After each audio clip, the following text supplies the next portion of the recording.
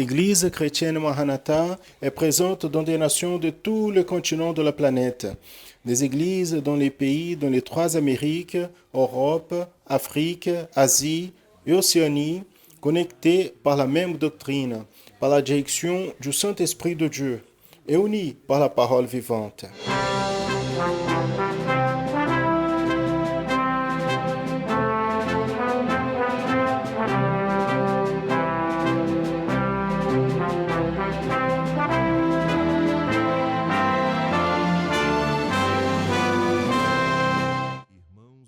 Des frères et sœurs de toutes les parties du monde participent d'un même culte, ensemble, dans un même corps et dans un même esprit.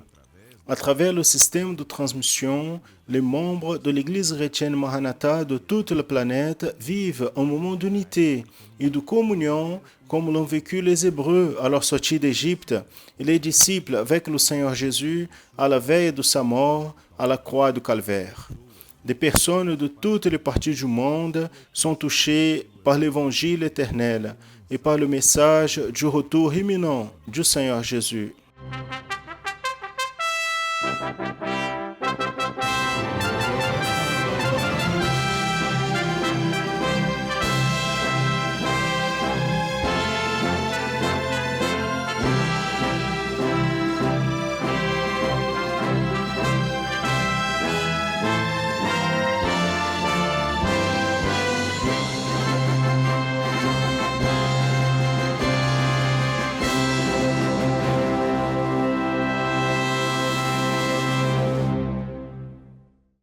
Je salue à tous dans la paix du Seigneur Jésus.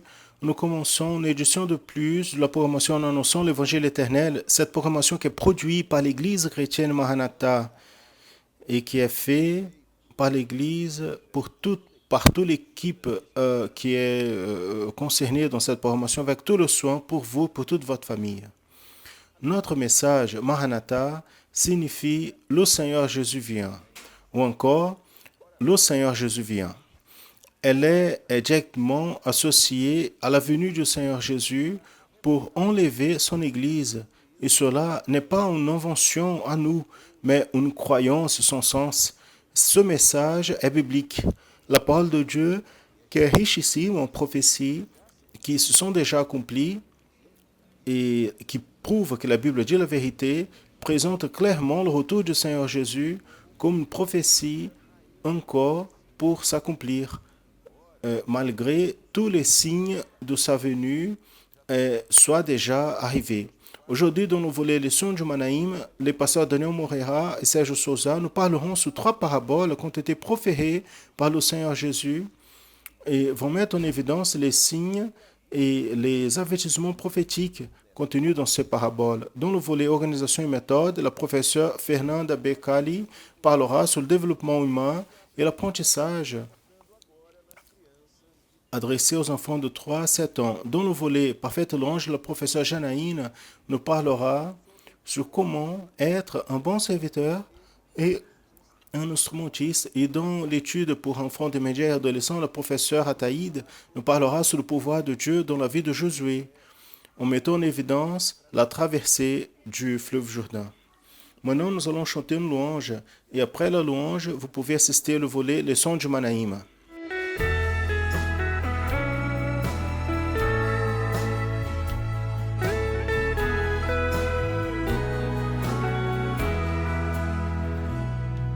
Teu sangue sobre mim, põe teu sangue sobre mim, porção dobrada, ó Senhor, me dá, põe teu sangue sobre mim, põe teu sangue sobre mim.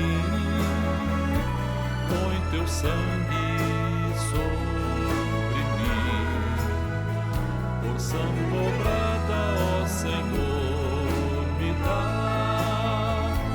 põe teu sangue sobre mim.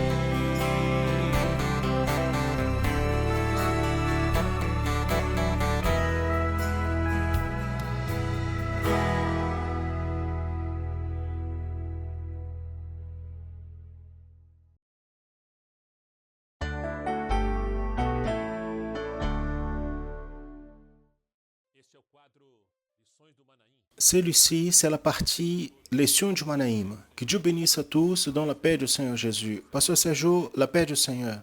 La paix du Seigneur, Pasteur Daniel et à tous.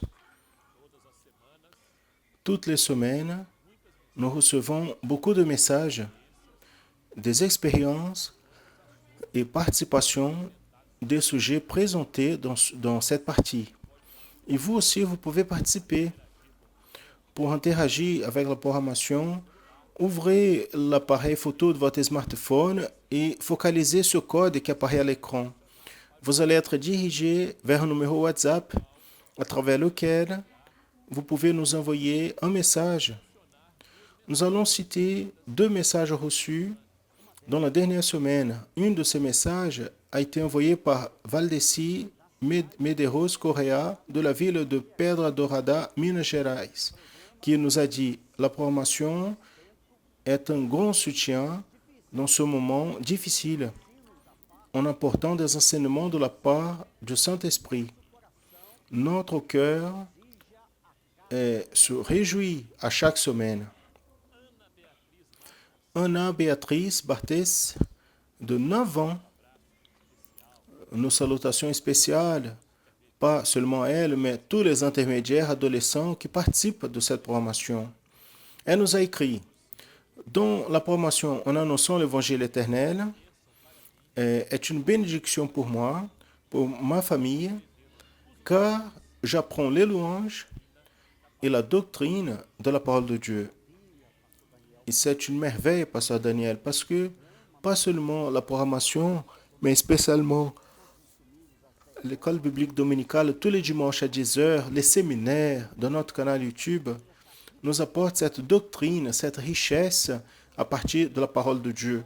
Un trésor inépuisable, gloire à Dieu. Et dans la programmation d'aujourd'hui, nous parlerons de 3 paraboles proférées par le Seigneur Jésus en mettant en évidence principalement les signes et les avertissements prophétiques contenus dans ces paraboles, une fois que la fonction primordiale de la Bible, qui est la parole de Dieu, est instruire l'homme dans le chemin, dans le salut, dans la marche, dans la présence de Dieu par la foi en Jésus.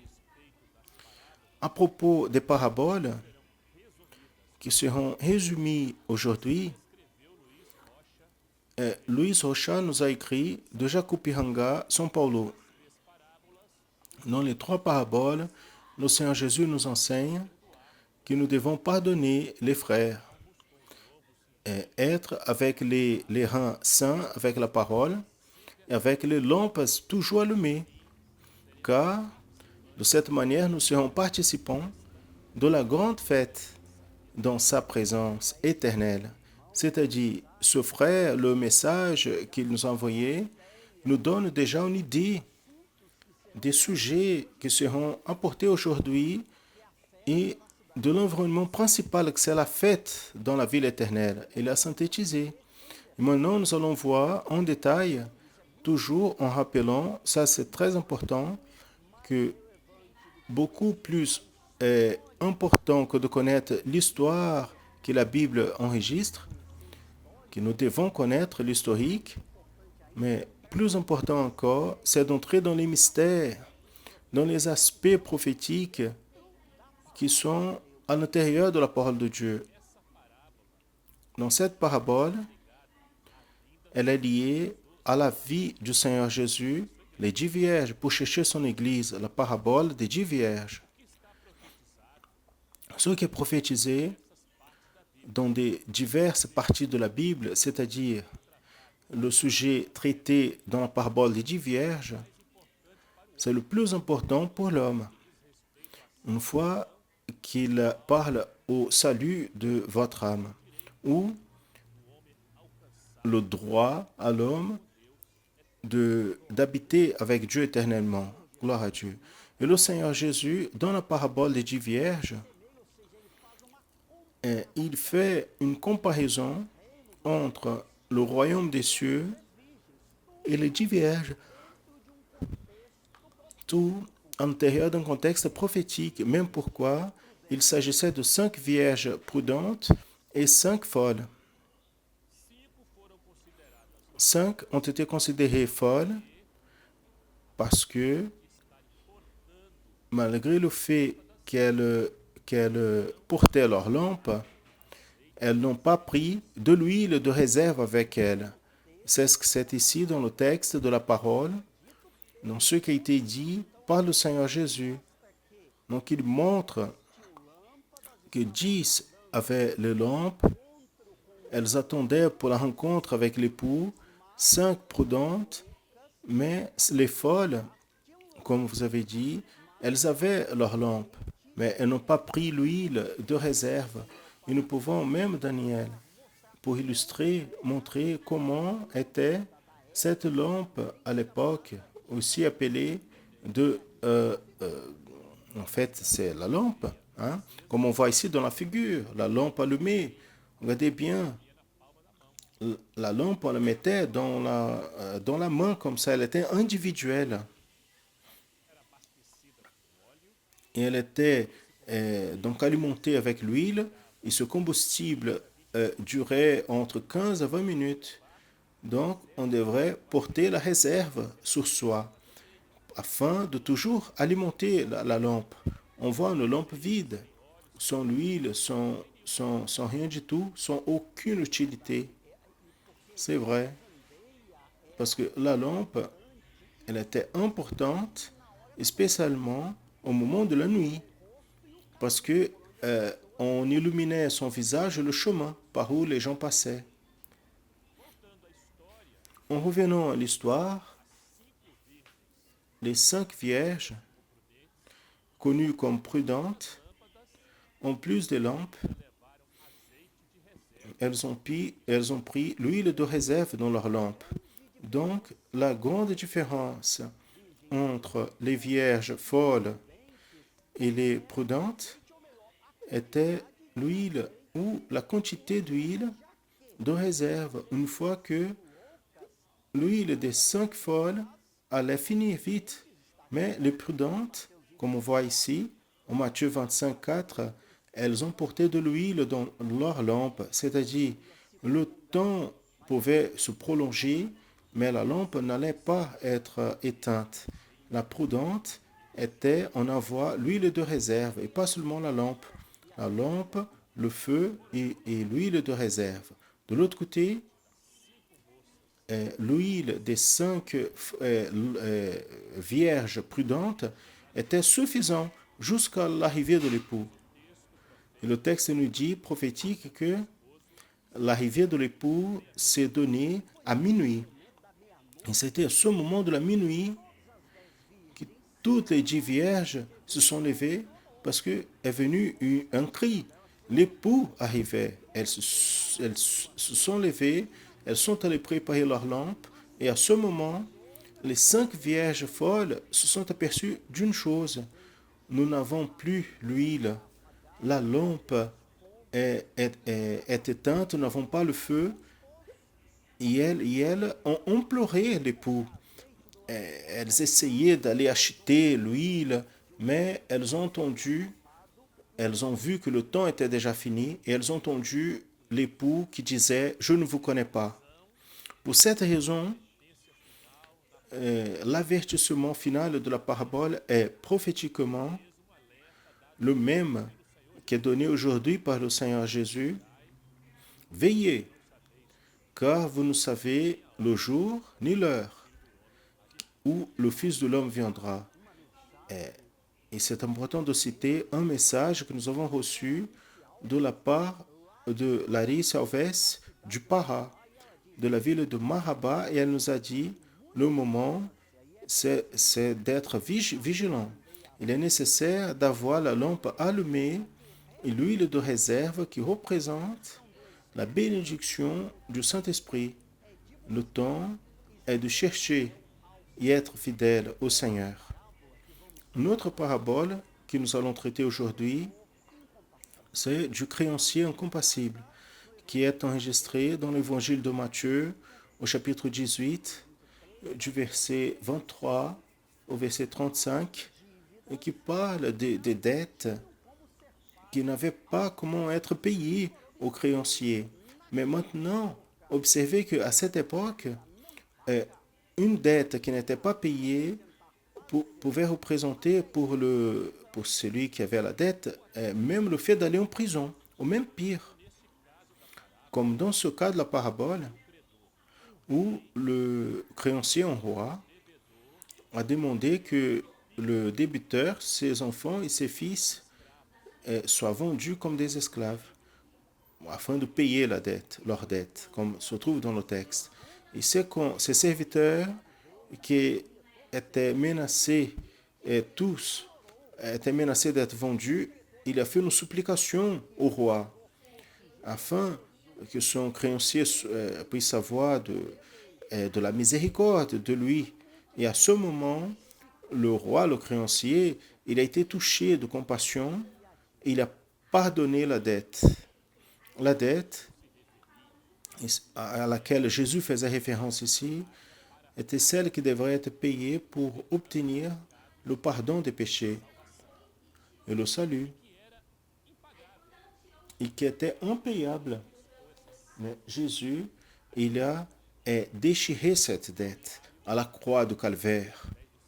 À travers son sang est mort. Et c'est ce qui se trouve ici dans la lettre aux Colossiens, chapitre 2, verset 14.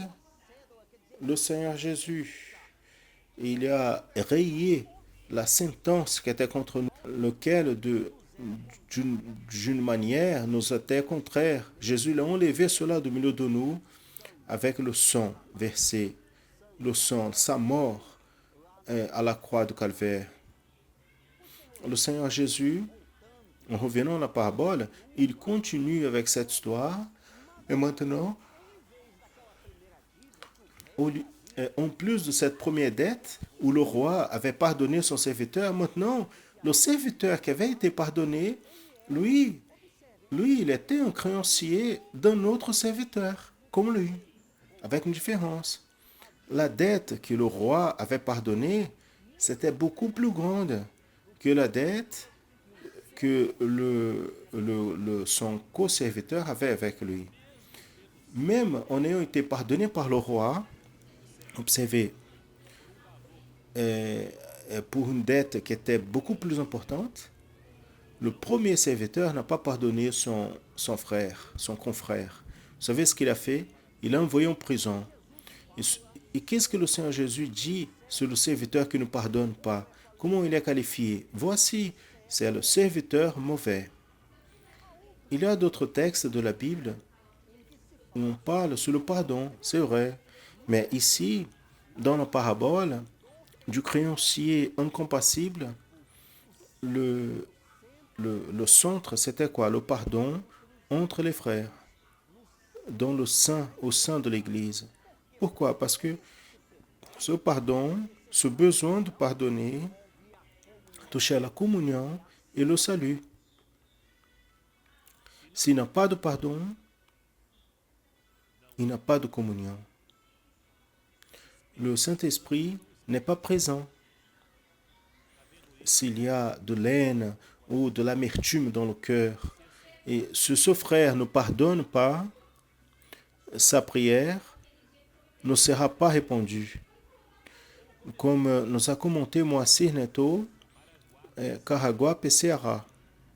Le pardon que le Seigneur Jésus nous a donné est pour une nouvelle forme de vie. Si le pardon reçu n'est pas valorisé, il deviendra jugement. C'est-à-dire, il n'a pas la place dans l'œuvre de Dieu pour le chrétien qui ne pardonne pas son frère. Si quelqu'un, des fois, est au milieu, il cherche à Dieu, même il va en culte, mais si son cœur est rempli de l'amertume, il est assujetti au joug des tourmentations. Les personnes font des erreurs, y compris aussi à l'intérieur de l'Église. Mais il est nécessaire avoir le pardon. Jésus, il parlait pour ceux qui sont guidés par le même esprit. quand on ne pardonne pas, pour conclure le sujet, nous tombons même malades. C'est une maladie terrible à l'intérieur. Et on perd la vie, il y a la souffrance. Maintenant, quand nous pardonnons, le cœur, il n'a aucune amertume. Là, nous avons la paix, la communion avec le Saint-Esprit. Même Daniel, la délivrance de la pensée, parce que nous laissons ces choses dans l'autel du Seigneur, en rappelant que le pardon doit être fait de cœur, comme c'est marqué ici dans la parole. Si du cœur vous ne pardonnez pas, c'est-à-dire ça doit être quelque chose de sincère. Ça ne peut pas être un pardon dissimulé et ni avec réserve. Une autre parabole, dite par le Seigneur Jésus, a été la parabole du serviteur vigilant. Observez, mes bien-aimés, que cette troisième parabole, elle est liée aux deux premiers. Une fois que une lampe allumée avec le feu et huile de réserve sont rancunes dans le cœur, nous croyons il est prêt pour le retour de Jésus. Et maintenant, en étant nécessaire, fondamental, d'être en vigilance. Et dans cette parabole du serviteur vigilant, le Seigneur Jésus appelle l'attention vers le besoin du chrétien d'avoir une vie remplie du Saint-Esprit, affermie dans la parole de Dieu et aussi en fidélité et en vigilance. Il ne suffit pas donc d'être religieux ou fréquenter une église. Il est nécessaire d'avoir une vie convertie au Seigneur Jésus et être dans un processus continu de transformation et sanctification à travers l'opération de l'action du Saint-Esprit.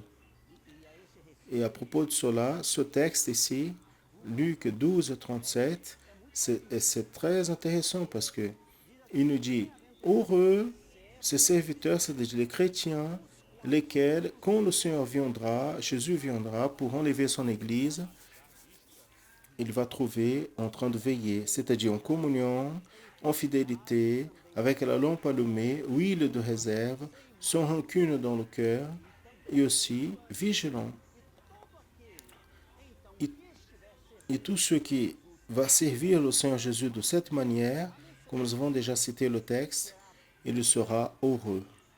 Quand Jésus reviendra pour enlever son Église, cela signifie que le chrétien qui sera dans cette position, au retour de Jésus, il va monter vers la grande rencontre avec le Seigneur. Alléluia. C'est marqué dans nos commentaires, envoyé par Regina Rosalvo, de Juiz de Fora, Minas Gerais. Le Seigneur Jésus nous appelle l'attention au moment que nous vivons pour être vigilants et avoir nos reins sains avec l'évangile de la vérité et les révélations du Saint-Esprit en regardant seulement vers l'éternité. Bien, et nous voyons ici maintenant un texte qu'en lui, Jésus, il a mis en évidence encore davantage le besoin d'être en constante vigilance. Une fois que le Fils de l'homme, comme il dit, vous soyez attentifs parce que le Fils de l'homme, Jésus, viendra à l'heure où vous n'imaginez pas.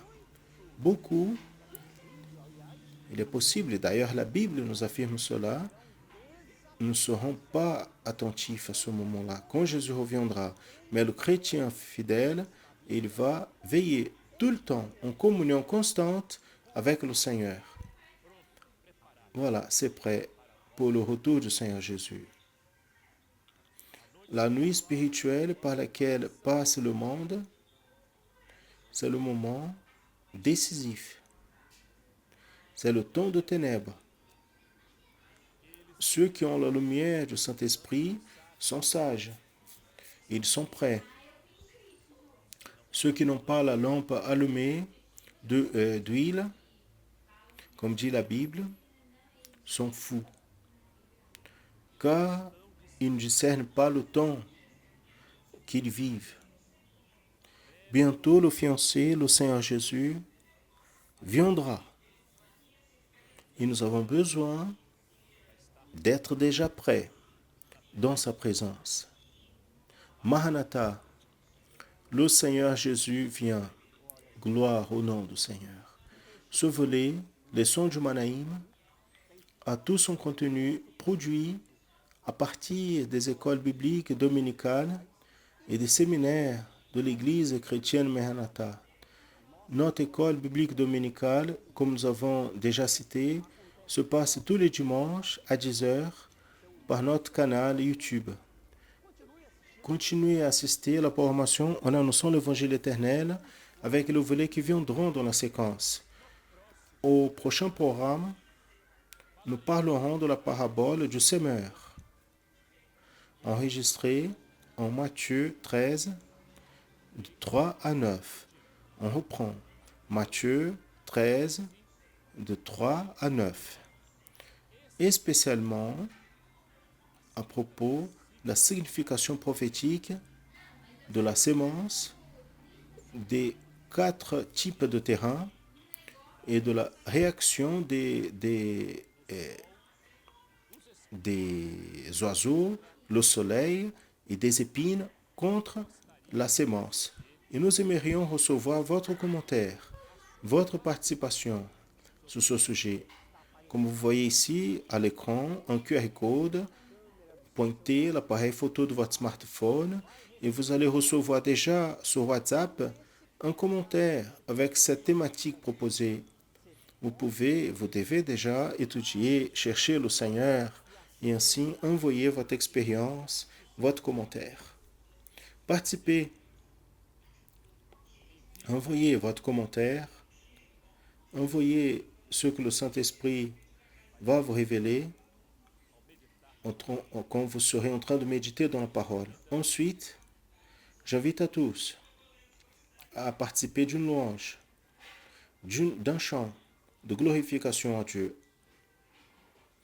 Dieu mérite tout honneur, toute gloire et toute louange, car il est un Dieu d'amour, de miséricorde et de salut. À tous, la paix du Seigneur Jésus, la paix du Seigneur.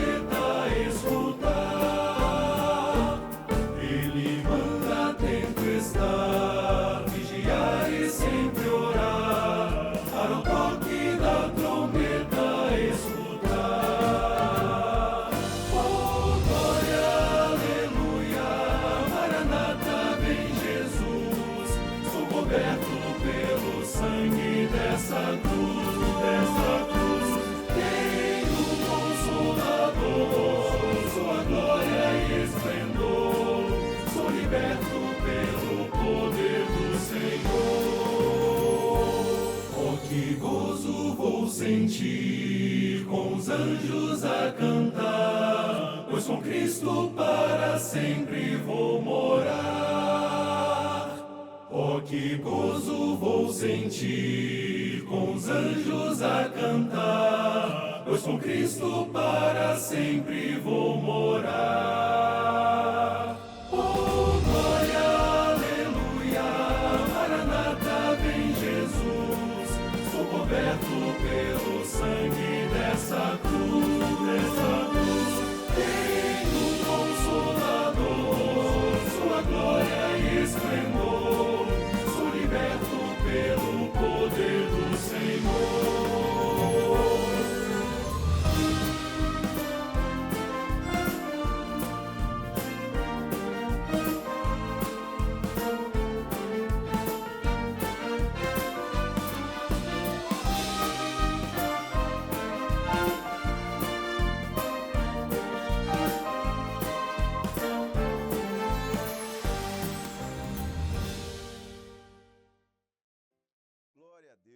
Gloire à Dieu.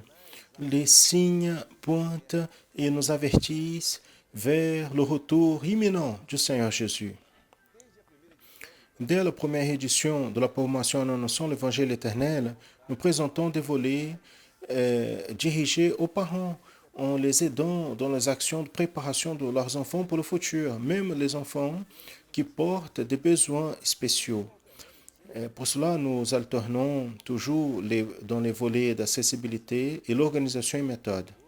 Aujourd'hui, dans le volet organisation et méthode, la professeure Fernanda Becali va donner continuité au développement, à la thématique sur le développement humain et l'apprentissage, maintenant focalisée sur les enfants de 3 à 7 ans.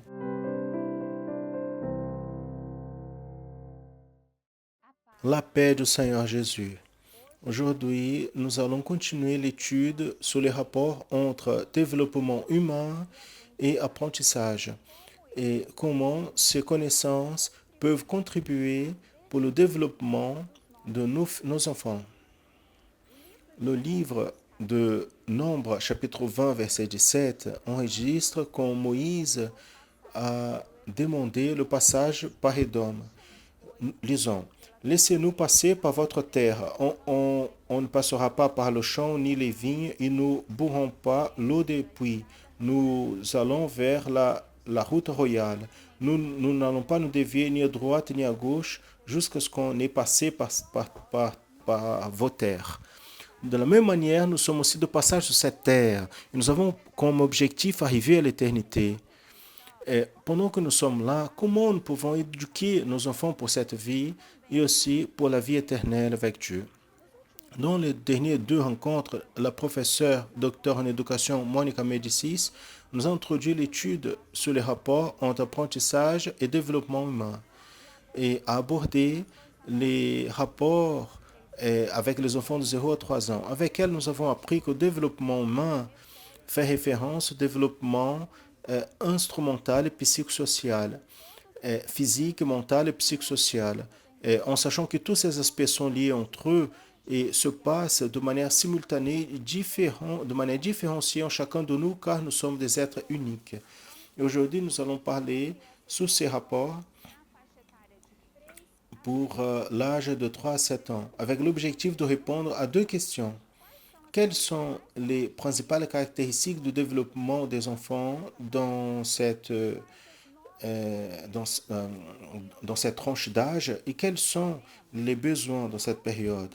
Nous voyons que l'autocontrôle de la conduite par la négation et la réalisation de ses désirs immédiats, c'est la principale conquête de ce moment. L'enfant, il arrive déjà à atteindre ses désirs et comprendre les limites enseignées par les parents, en réalisant des tâches qui ne plaisent pas mais sont nécessaires, comme ranger les jouets afin qu'elle finisse de jouer, remplir l'eau le récipient d'eau pour aider dans les tâches ménagères. Dans cette tranche d'âge, jouer aussi peut toucher des fonctions complexes psychologiques. Cela parce que quand on établit un rapport avec les autres, avec le jeu exige de la mémoire, de l'attention, la pensée et le fonctionnement pour jouer avec les jouets le moment d'argumenter, d'insérer des idées et des règles dans les jeux.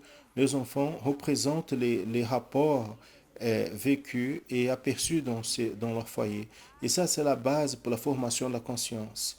C'est pour cela que nous insistons afin que nos enfants puissent avoir le plus petit possible accès aux écrans de jeu avec les parents et les autres enfants, parce que le temps de jouer, c'est très précieux pour la formation de la conscience. Le développement de langage aussi, c'est une grande conquête de cette période. Il est important de comprendre que parler de manière romantisée avec les enfants en utilisant toujours les mots dans le diminutif n'aide pas le développement du langage, le vocabulaire et la structure grammaticale de la langue. Ainsi, dès le plus petit, nous devons prononcer les mots selon la norme de la langue, car elles sont capables d'apprendre. Nous devons les incentiver à apprendre avec des expériences, à citer les expériences de manière qu'elles puissent organiser leurs pensées avec les faits passés en formant donc les phrases bien articulées. Et dans cet âge, les enfants s'éveillent vers la curiosité de comprendre comment les choses se passent. Plusieurs fois, elles nous posent la question de manière répétée et ils demandent pourquoi. Mais comprenez que tous ces pourquoi démontrent la curiosité qu'elles ont vers le monde et le développement de leur capacité cognitive. Ce qui rend la différence dans ce processus, c'est la manière comme nous répondons à ces questionnements. Il est important d'être patient, respect, et avec leur curiosité, en aidant à répondre les doutes et à comprendre le monde. Dans cette période-ci se passe l'apprentissage, l'orientation dans le temps. L'enfant elle commence à s'orienter dans le temps et dans l'espace en se rendant compte de l'horaire, des parties de la journée. Et quand elle domine cette partie horaire et spatiale, elle commence à comprendre quels sont les horaires de se nourrir, de jouer et où elle doit faire ça. Donc tous ces apprentissages, comme les précédentes, ne se passent pas simplement avec le changement d'âge ou parce que l'enfant tout seul a décidé d'apprendre. Elle est un fruit d'une longue période d'enseignement et de médiation qualifiée à partir de nous, parents et responsables. Et avec la connaissance à propos du développement de nos enfants, et en rappelant toujours que chaque enfant est unique, que le Seigneur puisse continuer à nous bénir grandement. La paix du Seigneur Jésus. Et la professeure Janaïne, elle est de retour. Aujourd'hui, elle va parler sur un sujet très important pour vous, qui est apprenez à jouer votre instrument de musique. Vous savez déjà que le roi David, il a son histoire racontée dans la Bible, a été un excellent instrumentiste.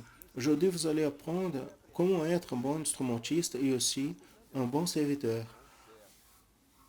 Ainsi, prenez votre instrument et nous allons jouer.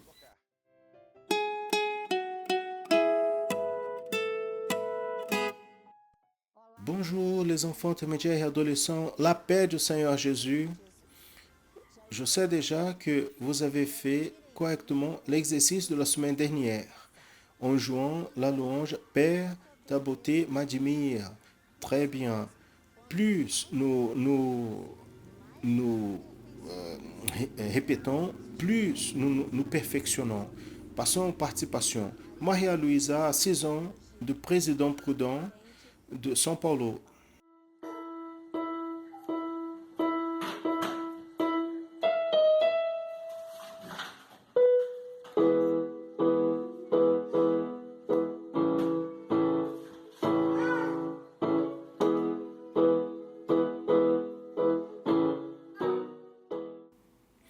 Bruno, de la classe des enfants, Betim, Minas Gerais.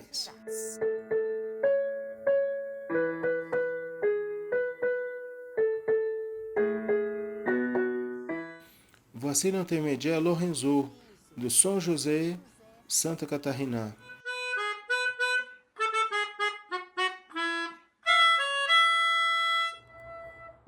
Lavigne, qui joue avec sa mère, notre sœur Políbia, do Governador Valadares, Minas Gerais.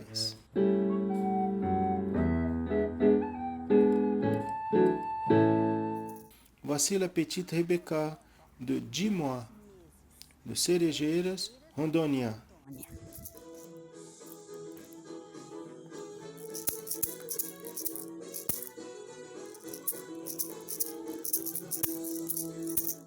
Benjamin a 5 ans de Caratinga, Minas Gerais.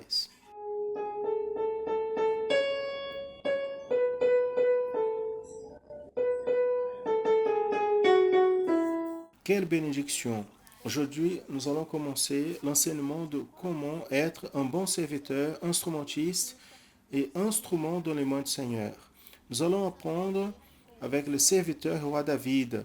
Nous savons qu'il avait beaucoup de qualités, mais une de ces qualités était très importante. La principale, qui était l'obéissance. David, il obéissait au Seigneur. Donc, pour être un bon instrument dans les mains du Seigneur, nous avons besoin d'être obéissants au Seigneur, au pasteur, aux parents, aux professeurs. Je vais vous raconter une petite histoire. Le Seigneur a dit à Samuel, remplis ton vase d'huile et va dans la maison d'Ésaïe, car parmi ses enfants, j'ai choisi un roi. En arrivant là-bas, il avait plusieurs enfants. Il y avait quelques-uns très hauts, très forts, mais le Seigneur a dit à Samuel, ne regarde pas vers l'apparence, ni vers la hauteur. L'homme, il voit ce qui est devant ses yeux. Il voit vers l'extérieur, mais le Seigneur voit le cœur.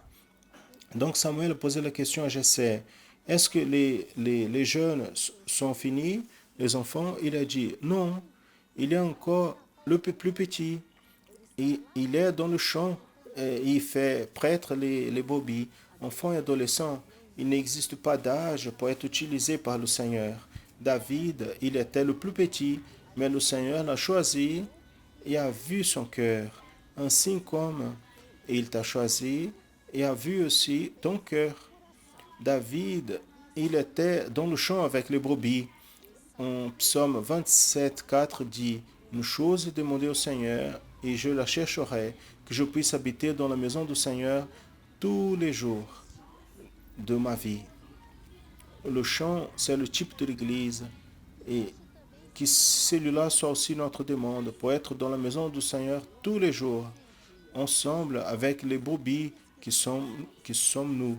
Samuel l'a demandé, appelé David. Et dans la prochaine étude, nous allons continuer cette histoire. Maintenant, nous allons connaître dans la pratique. Dans un orchestre, nous avons besoin d'obéir à celui qui régit et nous devons aussi obéir à la partition. Nous allons connaître. Nous avons besoin d'obéir le compas, nous avons besoin d'obéir les tons, les instruments qui sont joués dans la partition, celui de la mélodie, après les instruments de percussion. Et maintenant, je veux donc vous inviter pour nous entraîner. Aujourd'hui, je vais choisir la flûte douce afin de jouer ensemble une louange. Père, ta beauté m'admire. Vous êtes prêts? Je vous salue tous dans la paix du Seigneur Jésus.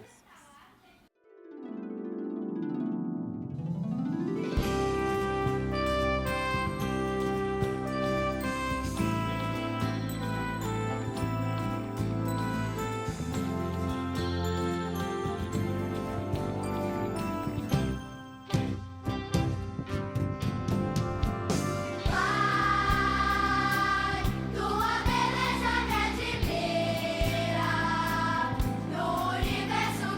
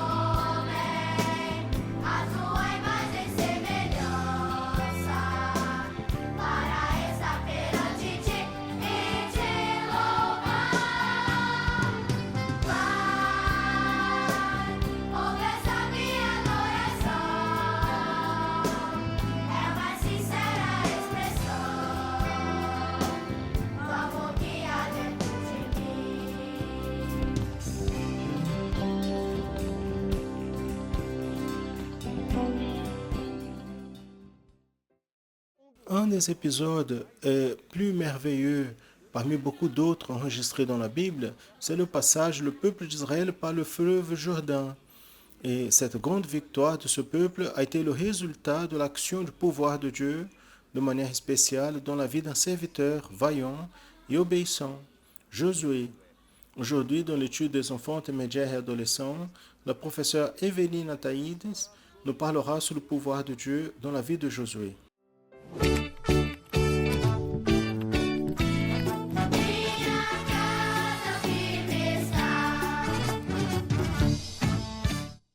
Nous saluons les enfants intermédiaires, adolescents et tous ceux qui nous assistent dans la paix du Seigneur Jésus.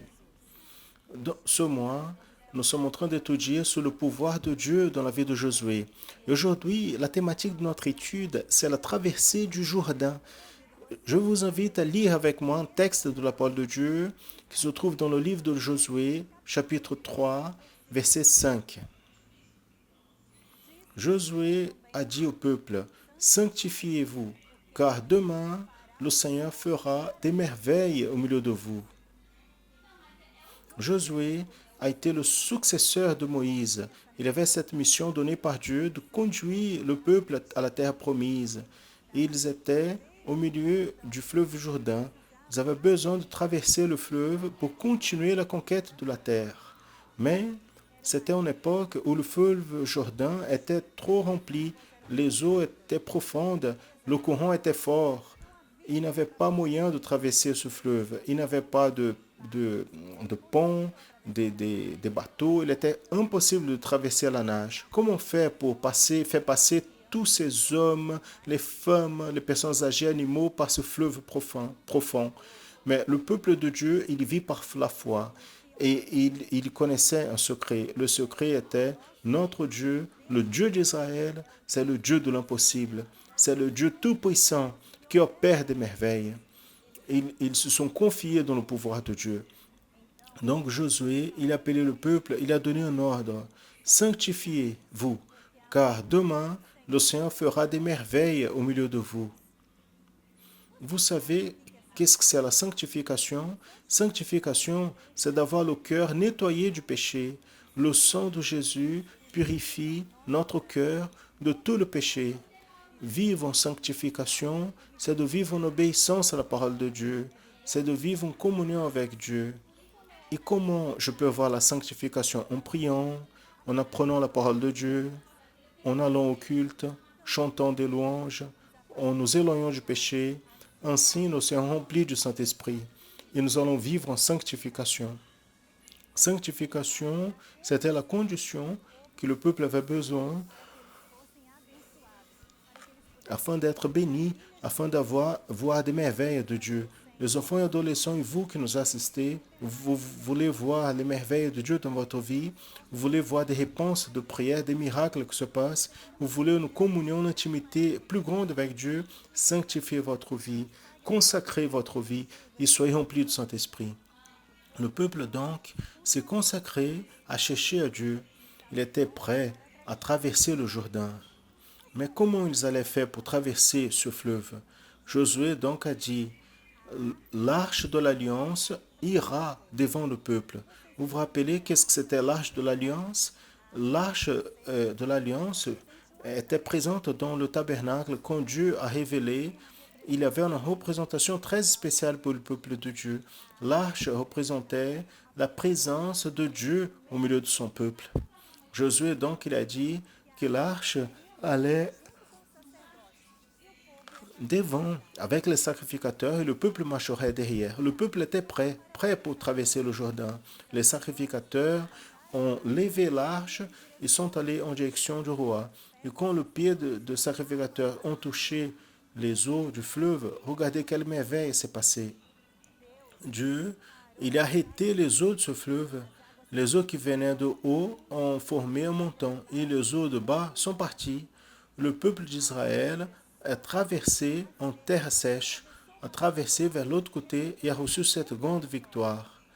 Pendant que l'arche était à l'intérieur du fleuve, les eaux n'ont pas coulé.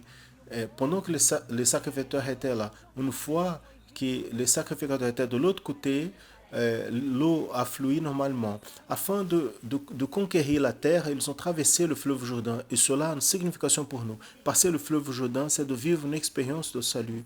Passer le fleuve Jourdain, c'est d'être rempli du Saint-Esprit, vivre par la foi, vivre dans la dépendance de Dieu. Et c'est comme ça que le Seigneur veut que vous vivez, que vous vous sanctifiez afin que vous puissiez voir merveille dans votre vie.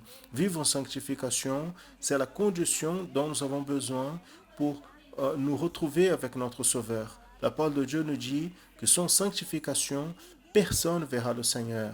Donc, aujourd'hui, le Seigneur, il vous appelle, enfants et adolescents, pour vivre une vie de sanctification. Le sang de Jésus nous pardonne de tous nos péchés, mais c'est la parole de Dieu dans notre cœur et la présence du Saint-Esprit en nous qui va nous conserver saints, purs, pour nous trouver avec notre Sauveur dans la Jérusalem céleste. Nous vivons le temps du bientôt. Les jours sont difficiles, le monde vit en péché, mais l'Église du Seigneur, elle est lavée par le sang de Jésus, elle est purifiée avec ce sang. Nous préservons notre cœur en sanctification pour le grand jour où la promesse va s'accomplir et nous entrerons dans la terre promise, dans la Jérusalem céleste. À tous, la paix du Seigneur.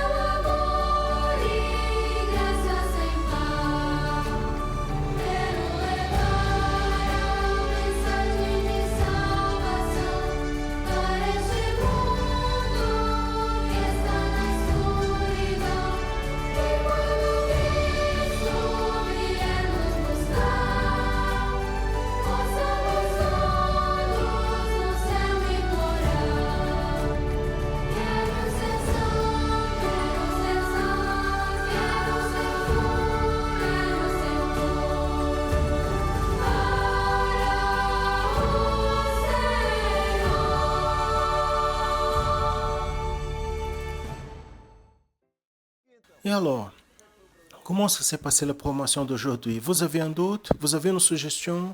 Prenez contact avec nous. La promotion en annonçant l'évangile éternel, c'est complètement interactif. Vous devez participer en nous disant quelle est l'importance de ce programme pour votre vie.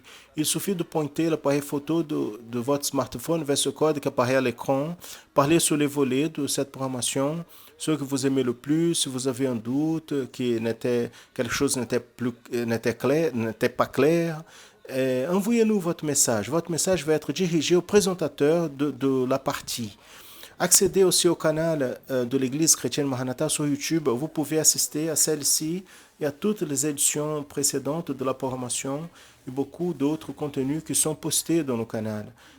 Partagez nos contenus avec des personnes que vous connaissez. C'est simple, c'est rapide et peut amener beaucoup à connaître la vérité de la parole de Dieu. Mais maintenant, je veux m'adresser à vous. Vous qui avez assisté à cette programmation, vous avez écouté le message, vous qui avez été touché par le message, vous qui avez compris que vous avez besoin de vous préparer pour le retour du Seigneur Jésus. Je veux vous dire que si vous habitez au Brésil, nous avons un canal direct pour vous répondre. Appelez gratuitement à n'importe quelle heure du jour et de la nuit vers ce numéro qui apparaît à l'écran. 0800 70 73 07 6. Ce numéro est exclusif pour répondre à ceux qui ne sont pas encore membres de l'Église chrétienne Maranatha, mais ont besoin d'une parole de la part du Seigneur et même d'une prière. Vous aussi, vous pouvez nous suivre dans les réseaux sociaux et accéder les sites de l'Église chrétienne Maranatha et la Radio Manaïm, télécharger les applications gratuites. Quand vous téléchargez, naviguez et connaissez davantage sur nous, nos plateformes numériques. Vous aussi, vous pouvez accompagner notre agenda hebdomadaire qui est publié tous les lundis dans nos réseaux sociaux. Un détail, dans l'application de la Radio Manaïm, vous entendez de longe 24 heures par jour, vous pouvez assister et partager des podcasts de messages. Et ainsi, nous arrivons à la fin de cette édition de la programmation de l'Église chrétienne Maranatha en annonçant l'Évangile éternel. Mais vous ne pouvez pas oublier, tous les dimanches, à 10 heures du matin, ponctuellement, vous assistez à l'école biblique dominicale de l'Église chrétienne Maranatha dans notre canal YouTube. Marquez dans votre agenda afin que vous ne ratez pas la prochaine école biblique dominicale. Et la semaine prochaine, si le Seigneur ainsi nous souhaite, nous serons ensemble, encore une fois à cette heure-ci, avec une édition de plus de la programmation de l'Église chrétienne Maranatha en annonçant l'Évangile éternel. Maranatha, le Seigneur Jésus vient.